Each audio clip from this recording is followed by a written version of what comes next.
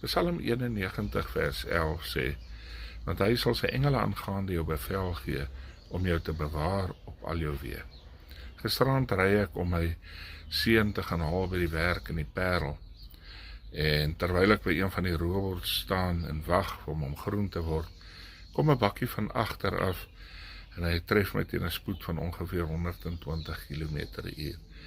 My so hard geslaan dat my boot het op die agtersitplek gaan sit, en die van die slag het my voertuig 20 meter verder geëindig. En ek was vir 'n oomblik was ek uit gewees, en toe ek bykom, klim ek uit om te kyk dat alles reg is, en ek het niks oorgekom nie. Ek het geen ding gebreek nie, ek het geen blou kolle nie. Die enigste besering wat ek het, is ek my tong raak gebyt, en my tong is pers, bietjie van die byt. Verder het ek geen besering opgedoen nie. Ek is seer van die slag, en spiere is bietjie styf, en ek wil vir die Here al die eer gee. In hierdie ding het ek gesien hoe die hand van die Here oor my is. Eerstens het ek met daai vreeslike ongeluk omtrent geen beserings opgedoen nie. Tweedens sou my vrou en kinders saam met my gery het, en hulle het besluit om by die huis te bly. Ek was alleen in die voertuig.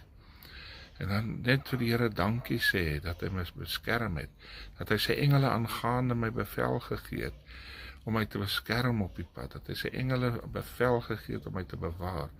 Dit kon vandag soveel erger gewees het, die kar is afgeskryf, en ek het daar uitgeklim sonder enige ernstige beserings. Ek het nie rugpyn gehad nie, ek het nie nekpyn gehad nie, die Here het my totaal en al beskerm. En ek gee die Here al die eer. Ek weet dat die Here is die een wat saam met ons gaan deur die lewe. Die Here is die een wat ons beskerm. Die Here is die een wat ons bewaar. Broer en suster, al gebeur slegte dinge met ons, die Here beskerm ons in daardie dinge.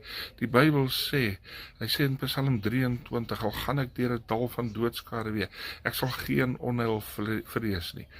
Hy sê nie, hy gaan ons weghou van die dal van doodskaduwee nie, maar hy sê, al gaan ek deur 'n dal van doodskaduwee, ek sal geen onheil vrees nie.